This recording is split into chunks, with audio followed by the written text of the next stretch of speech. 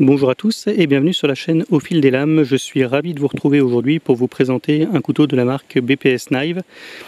BPS Knife, marque ukrainienne disponible depuis quelques mois maintenant en France, que j'ai découverte en fait, comme beaucoup d'entre vous j'imagine, sur le site de la coutellerie Tourangelle. C'est une marque qui a commencé, comme toutes les belles histoires, dans un garage, par la fabrication un petit peu artisanale de couteaux par une équipe qui ne parvenait pas à trouver ce qu'elle recherchait finalement dans le commerce. En tout cas, c'est ce que raconte la biographie sur le site BPS Knife. Et aujourd'hui, ils se sont industrialisés un petit peu plus pour professionnaliser la confection de couteaux qui vont pouvoir exporter en Ukraine notamment, mais maintenant aussi en France. Le modèle que vous avez ici, c'est le modèle Bushcraft Knife en acier 440C. Donc comme je vous le disais, je l'ai acheté sur le site de la coutellerie Tourangelle. C'est un couteau qui vaut 25 € ici, une vingtaine d'euros si vous voulez la version carbone qui n'était pas disponible au moment de mon achat. Ce qu'on observe tout de suite, c'est qu'on a un couteau qui a une forme tout à fait agréable à l'œil, avec sa lame lancéolée, polymiroir, ce qui est quand même assez rare sur ce genre de couteau, surtout à ce budget-là, et une émouture scandinave. La lame va mesurer 9,4 cm pour un tranchant utile de 9,3, donc une optimisation qui est très bonne. On a une hauteur de lame de 1,8 cm et une épaisseur relativement contenue de 2,5 mm. On voit par le haut du couteau qu'il s'agit d'un couteau plate semelle. Le manche, quant à lui, mesure une dizaine de centimètres, 10,5 pour être exact, 2,3 de hauteur, 1,8 de largeur, ce qui nous fait un couteau d'un emport d'environ 20 cm. Le poids du couteau va être relativement proche de celui d'un Mora, autour de 85-90 grammes.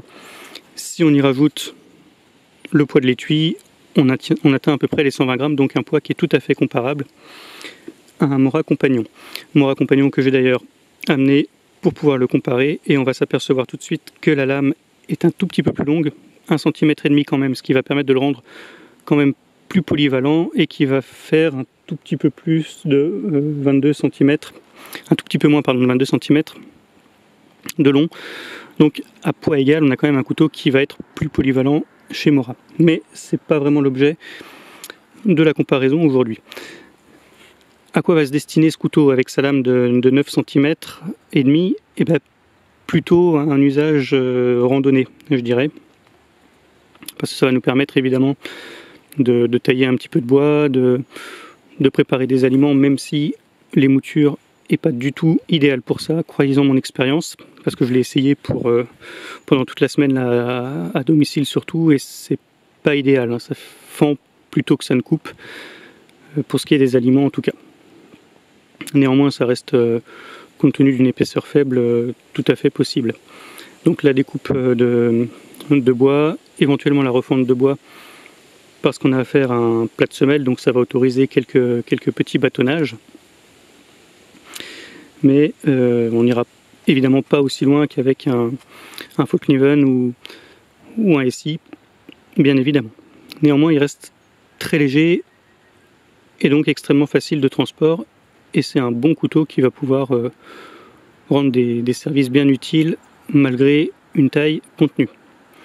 Je parlais tout à l'heure des finitions de la lame que je trouvais très bien faites. Il n'en va pas tout à fait de même au niveau du manche, puisqu'on peut voir ici que les plaquettes sont tenues par des vis 6 pans, vis qui vont être parfaitement intégrées d'un côté et qui ne le sont pas de l'autre. Autre détail, sur le dessus et le dessous, la lame va être un tout petit peu en retrait par rapport au manche, on le ressent à l'ongle, ça se voit pas vraiment visuellement mais on le ressent, et on peut voir les traces d'oxydation de la forge du couteau, ce qu'on ne retrouve pas sur la lame. Donc des finitions qui sont correctes mais sans plus, mais compte tenu du prix du couteau, on pouvait franchement pas en demander plus. L'acier, c'est du 440C, donc un acier inoxydable relativement correct, qui est traité au niveau thermique par BPS Knife eux-mêmes, et qui en général tient le fil de façon relativement convenable et s'affûte relativement bien, pour peu qu'il soit évidemment bien traité. Là, j'ai pas encore essayé l'affûtage. Le fil tient pour l'instant pas trop mal, mais on va vérifier ça tout de suite en faisant quelques tests de coupe supplémentaires.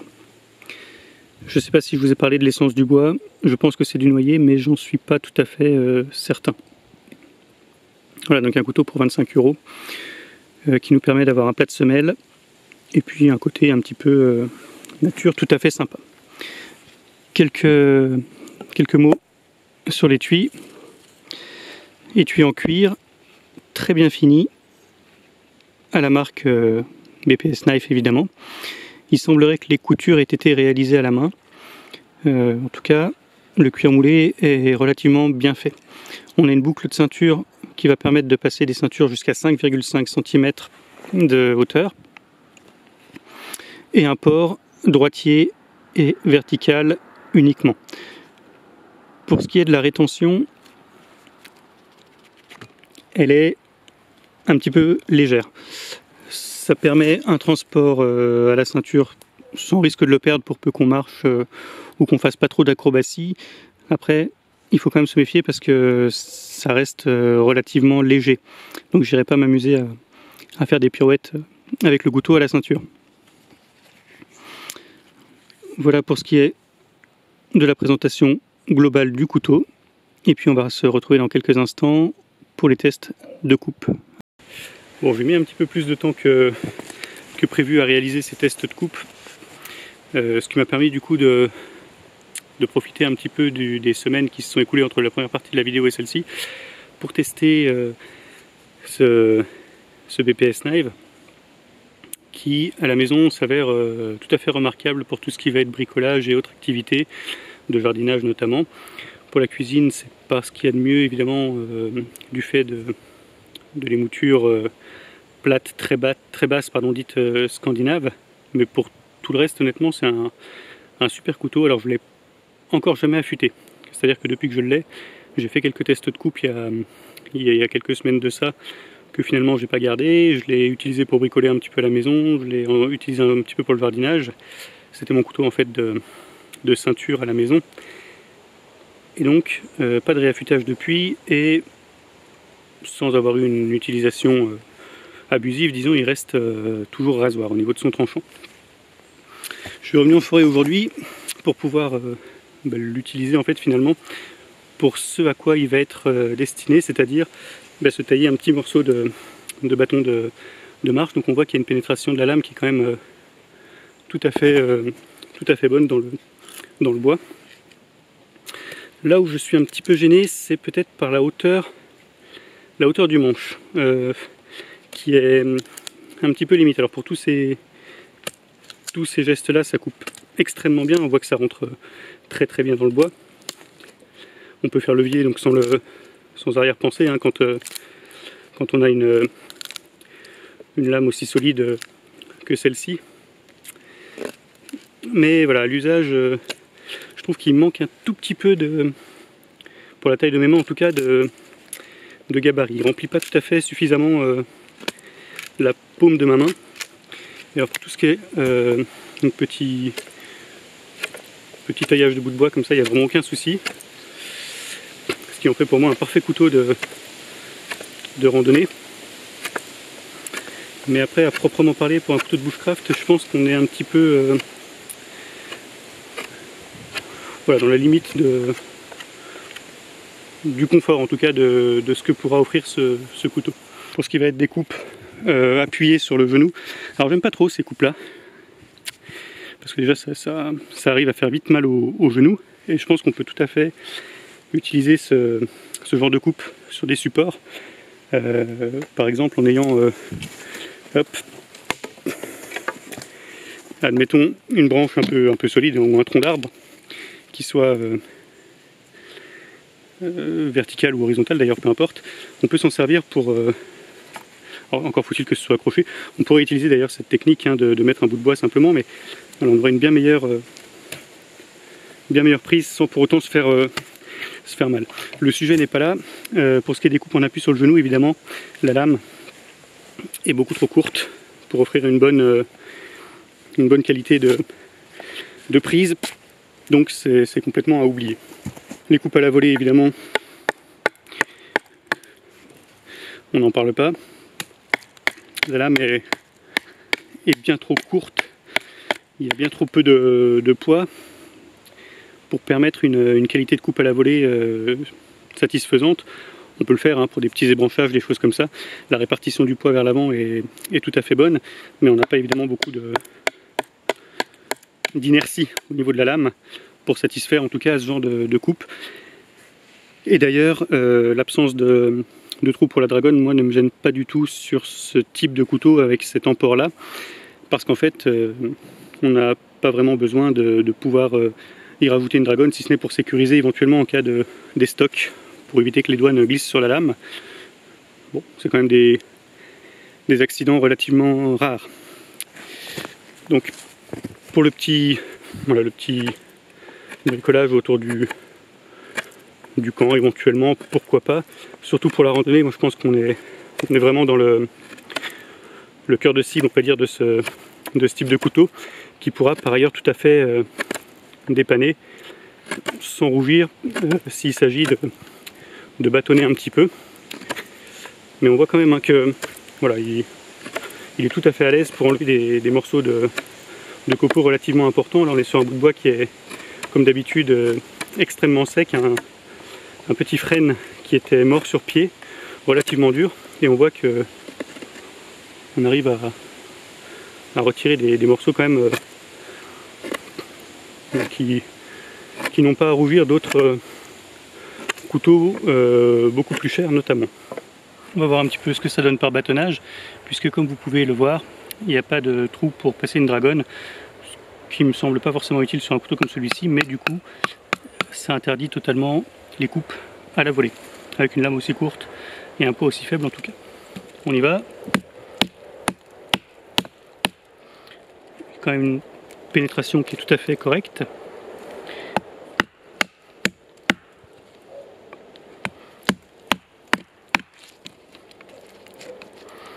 Même si le bout de bois est un peu court, pour le tenir correctement. J'essaie de faire un petit peu de levier pour deux raisons. La première, c'est que c'est tout à fait commode pour faire sauter les copeaux, et puis la deuxième, parce que ça me permettra de voir à l'issue de tout ça si le couteau résiste, comme on peut être en droit de l'attendre et de l'exiger d'un couteau en plate semelle comme celui-ci. Là on arrive sur une partie un peu plus pourrie du bois.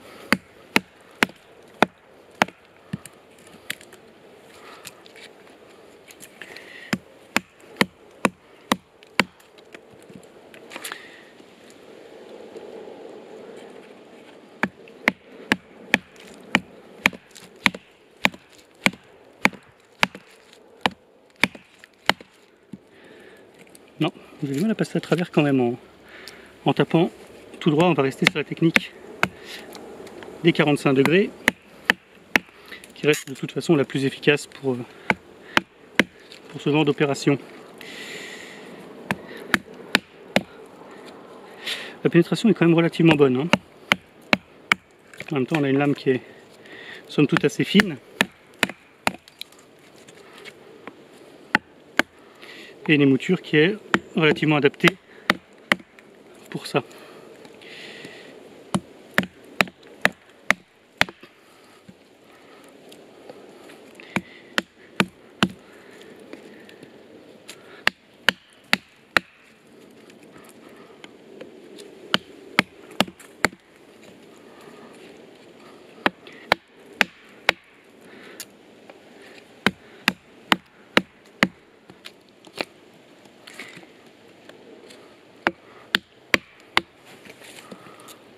Hop, je me replace. On va essayer de passer complètement à travers quand même.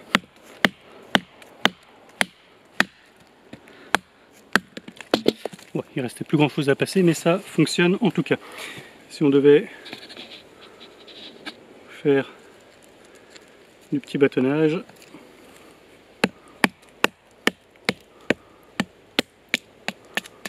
sans taper fort du tout, et évidemment sans forcer, on y arrive. On va quand même voir. Ouais.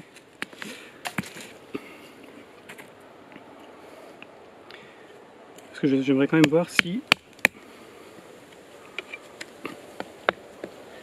le fait, je vais recentrer un petit peu la caméra, si le fait de taper sur le manche, ouais, ça semble pas avoir fait bouger les plaquettes. Ouais, la lame n'a pas bougé. Non, aucun problème. Et les plaquettes sont toujours bien solidaires du manche.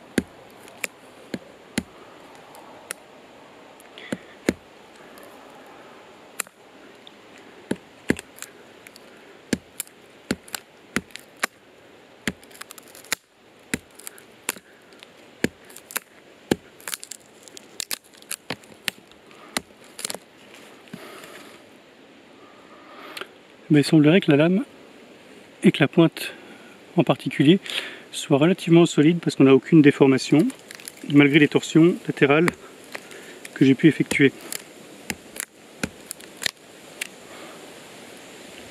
Non, c'est parfait.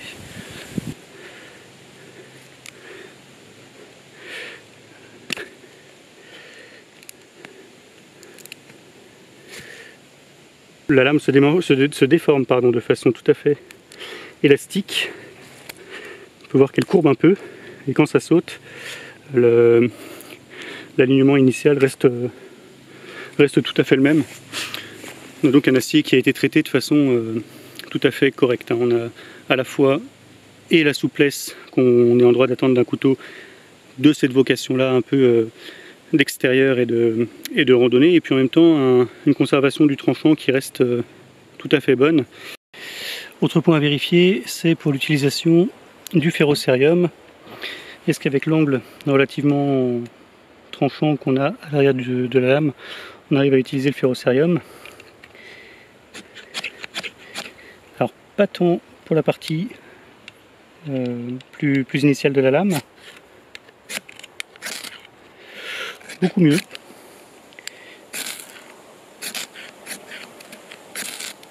Ouais, beaucoup mieux hein, sur la partie la plus distale. Est-ce qu'on arrive à faire des belles gerbes?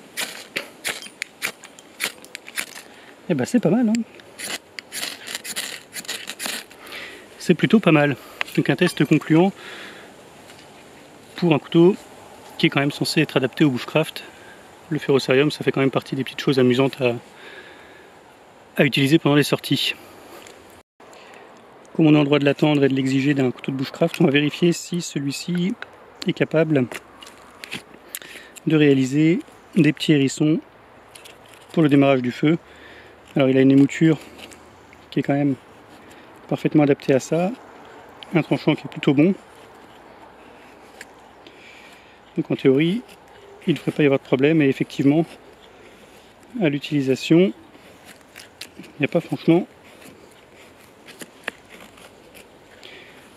de soucis. Alors à noter quand même que ce couteau, pour autant qu'il soit bon en randonnée, il va quand même présenter quelques limites pour une utilisation purement bushcraft à proprement parler. Et la première de ces limites qu'on a vu tout à l'heure, c'est bien sa taille. La deuxième, c'est que le manche reste quand même relativement étroit, donc il n'y a pas de point douloureux comme je disais, mais on a une prise en main qui peut être un petit peu plus faible que sur un manche plus englobant, si bien que tant qu'on reste sur des coupes